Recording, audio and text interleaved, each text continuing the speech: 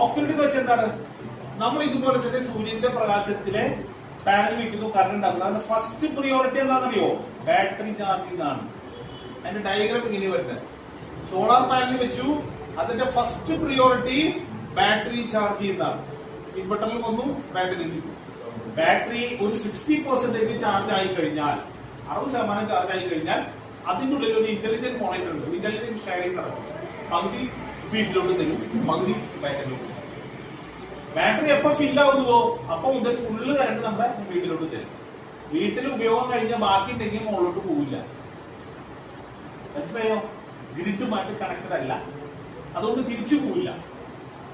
അപ്പൊ നമ്മുടെ ആവശ്യത്തിനുള്ള കാൽക്കുലേഷൻ നടത്തിയിട്ട് വേണം, എത്ര യൂണിറ്റ് വേണം, അതിനനുസരിച്ച് സ്റ്റോറേജ് എത്ര വേണം എന്നുള്ള കാര്യങ്ങളൊക്കെ നോക്കിയിട്ട് വേണ്ട വെച്ചു കൊടുക്കേണ്ട ഒരു സിസ്റ്റമാണ് ഓഫ് ഗ്രിഡ് എന്ന് പറയുന്നത്.